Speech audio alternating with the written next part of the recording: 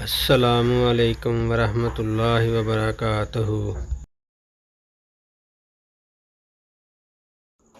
حضرت عبداللہ بن عباس رضی اللہ عنہما سے روایت ہے، نبی صلی اللہ علیہ وسلم نے فرمایا، نیک چلن، عمدہ کردار اور میانہ روی نبوت کا 25واں حصہ ہے۔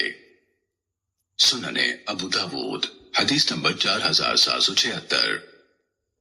جناب سہل بن معاذ اپنے والد سے روایت کرتے ہیں، رسول اللہ صلی اللہ علیہ وسلم نے فرمایا، جو شخص غصہ پی جائے جبکہ وہ اس پر عمل درآمد کی قدرت رکھتا ہو تو اللہ اسے قیامت کے دن برسر مخلوق بلائے گا اور اسے اختیار دے گا کہ جنت کی حور عین میں سے جسے چاہے منتخب کر لے۔ امام ابو داود رحمہ اللہ فرماتے ہیں کہ سند کے راوی ابو مرحوم کا نام عبد الرحمن بن میمون ہے۔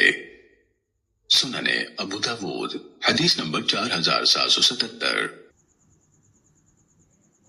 اصحاب نبی صلی اللہ علیہ وسلم میں سے کسی کے بیٹے نے اپنے والد سے بیان کیا، رسول اللہ صلی اللہ علیہ وسلم نے فرمایا، اور مدرجہ بالا حدیث کی مانند ذکر کیا، کہا اللہ اسے امن اور ایمان سے بھر دے گا، مگر اس میں یہ نہیں اللہ اسے بلائے گا۔ مزید کہا، جس شخص نے زینت اور جمال والا لباس ترک کیا حالانکہ وہ اس کی استطاعت رکھتا ہو۔ بشر بن منصور نے کہا، میرا خیال ہے کہ آپ نے فرمایا وہ اس نے تواضع کی وجہ سے چھوڑا ہو تو اللہ اسے عزت اور کرامت کا جوڑا پہنائے گا، اور جس نے اللہ کی رضا کے لیے نکاح کر دیا ہو تو اللہ اسے تاج شاہی پہنائے گا۔ سنن ابو داود حدیث نمبر 4778۔ حضرت عبداللہ بن مسعود رضی اللہ تعالیٰ عنہ سے مروی ہے، رسول اللہ صلی اللہ علیہ وسلم نے فرمایا، تم لوگ زبردست پہلوان یعنی بہت زیادہ پچھاڑنے والے کسے کہتے ہو؟ صحابہ نے کہا، جسے لوگ پچھاڑ نہ سکیں۔ آپ نے فرمایا، نہیں، پہلوان وہ ہے جو غصے کی حالت میں اپنے آپ کو قابو میں رکھے۔ سنن ابو داود حدیث نمبر 4779۔ حضرت معاذ بن جبل رضی اللہ تعالیٰ عنہ کا بیان ہے کہ دو آدمی نبی صلی اللہ علیہ وسلم کے سامنے ایک دوسرے کو گالیاں دینے لگے۔ ان میں سے ایک اس قدر غضبناک ہو گیا کہ میں نے سمجھا کہ انتہائی غصے سے اس کی ناک ہی چر جائے گی، تو نبی صلی اللہ علیہ وسلم نے فرمایا، بلا شبہ مجھے ایک کلمہ معلوم ہے، اگر یہ کہہ لے تو اس کا یہ غصہ دور ہو جائے۔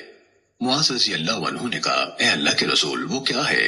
آپ نے فرمایا، یوں کہہ لے، اللہم انی اعوذ بک من الشیطان الرجیم، اے اللہ میں شیطان مردود کے شر سے تیری پناہ چاہتا ہوں۔ چنانچہ حضرت معاذ رضی اللہ عنہ اس شخص سے کہنے لگے کہ یہ کلمہ پڑھ لے، مگر اس نے انکار کر دیا، بلکہ اور لڑنے لگا اور غصے ہونے لگا۔ سنن ابو داود حدیث نمبر 4780۔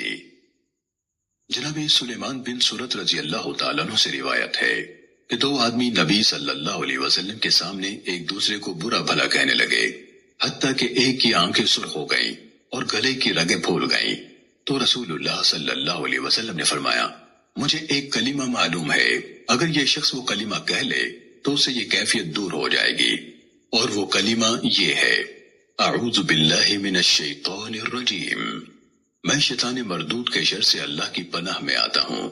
مگر وہ آدمی کہنے لگا، کیا تم سمجھتے ہو کہ میں مجنون ہوں؟ سنن ابو داود حدیث نمبر 4781۔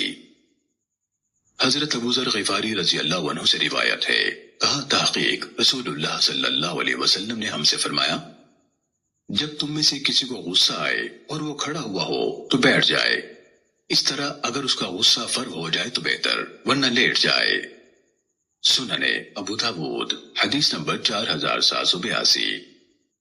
جناب بکر بن عبداللہ سے روایت ہے کہ نبی صلی اللہ علیہ وسلم نے حضرت ابو ذر رضی اللہ عنہ کو کسی کام سے بھیجا اور یہ حدیث بیان کی۔ امام ابو داود رحمہ اللہ کہتے ہیں کہ یہ حدیث باوجود یہ کہ مرسل ہے صحیح تر ہے۔ سنن ابو داود حدیث نمبر 4783۔ ابو وائل القاص وائس کہتے ہیں کہ ہم جناب عروہ بن محمد سعدی رحمہ اللہ کے ہاں گئے، ایک آدمی نے ان سے کوئی بات کی تو انہیں غصہ آ گیا، تو وہ اٹھے اور وضو کیا، پھر وضو کر کے واپس آئے اور بیان کیا کہ مجھے میرے والد نے میرے دادا عطیہ رضی اللہ عنہ سے روایت کیا کہ رسول اللہ صلی اللہ علیہ وسلم نے فرمایا ہے، بلا شبہ غصہ شیطان کی طرف سے ہوتا ہے اور شیطان کو آگ سے پیدا کیا گیا ہے اور آگ کو پانی سے بجھایا جاتا ہے۔ سو جب تم میں سے کسی کو غصہ آ جائے تو اسے چاہیے کہ وہ وضو کر لے۔ سننے ابو داود حدیث نمبر 4784۔ ام المومنین سیدہ عائشہ رضی اللہ تعالیٰ عنہ سے روایت ہے، وہ بیان کرتی ہیں کہ رسول اللہ صلی اللہ علیہ وسلم کو جب بھی دو کاموں میں سے کسی کا اختیار دیا گیا تو آپ نے ہمیشہ آسان ہی کو اختیار فرمایا، بشرطے کہ وہ گناہ نہ ہوتا۔ اگر اس میں گناہ ہوتا تو آپ سب سے بڑھ کر اس سے دور ہونے والے ہوتے تھے، اور رسول اللہ صلی اللہ علیہ وسلم نے کبھی اپنی ذات کے لیے انتقام نہیں لیا سوائے اس کے کہ اللہ کی حرمتوں کی پامالی ہوتی ہو تو اس میں اللہ کے لیے انتقام لیتے تھے۔ سننے ابو داود حدیث نمبر 4785۔ ام المومنین سیدہ عائشہ رضی اللہ تعالیٰ عنہ کا بیان ہے کہ رسول اللہ صلی اللہ علیہ وسلم نے کبھی کسی خادم یا عورت کو نہیں مارا۔ سننے ابو داود حدیث نمبر 4786۔ حضرت عبداللہ بن زبیر رضی اللہ عنہما سے روایت ہے، اللہ کے فرمان خذ العفو معاف کرنا اپنائیے کی تفسیر میں انہوں نے بیان کیا کہ اللہ کے نبی صلی اللہ علیہ وسلم کو حکم دیا گیا تھا کہ لوگوں کی عادات و معاملات میں ان کے ساتھ معافی کا رویہ اختیار کریں۔ سننے ابو داود حدیث نمبر 4787۔ ام المومنین سیدہ عائشہ رضی اللہ تعالیٰ عنہ بیان کرتی ہیں کہ نبی صلی اللہ علیہ وسلم کو جب کسی کے متعلق کوئی نامناسب خبر ملتی تو یوں نہ کہتے فلاں کو کیا ہوا ہے کہ یوں کہتا ہے یا کرتا ہے، بلکہ یوں فرماتے لوگوں کو کیا ہوا ہے کہ ایسے ایسے کہتے ہیں یا کرتے ہیں۔ سننے ابو داود حدیث نمبر 4788۔